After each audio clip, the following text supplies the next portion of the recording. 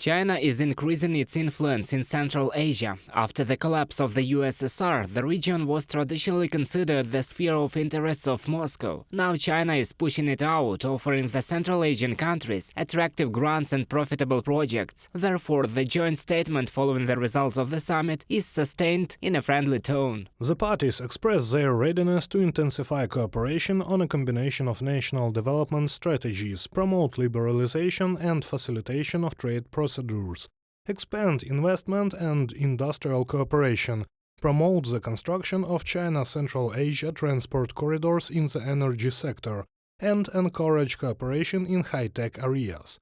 By joint efforts to form a new architectonics of cooperation, characterized by deep complementarity and common benefits, from the statement following the China-Central Asia Summit. Western analysts believe that Moscow itself has accelerated the rapprochement of the Central Asian countries with Beijing. The full-scale war of Russia against Ukraine has caused concern of all states that were previously part of the USSR, and the statements of Russian state propagandists that it was the Kremlin that bestowed statehood of the nations of the Central Asian countries only strengthened their course towards finding strong allies. The fact that the countries of Central Asia have found such a partner was subtly hinted to the Kremlin by the leader of the People's Republic of China.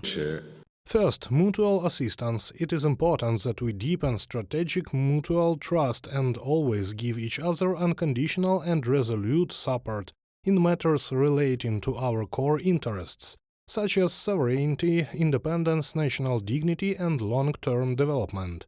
We must work together to create a community of mutual aid, solidarity and mutual trust. For Beijing, the summit is of exceptional importance. This highlights an important diplomatic nuance. The distinguished guests were greeted by Xi Jinping and his wife. At the gala banquet, the wife of the President of China rarely appears in public. It is important for China to develop cooperation with the region for several reasons. This cements its status as a geopolitical player. In the neighboring Indo-Pacific region, China is not doing very well. After all, the democracies that are uniting and strengthening their defense against the background of Beijing's aggressive statements against Taiwan, and the strengthening of influence in Central Asia is part of the global program of Xi personally. I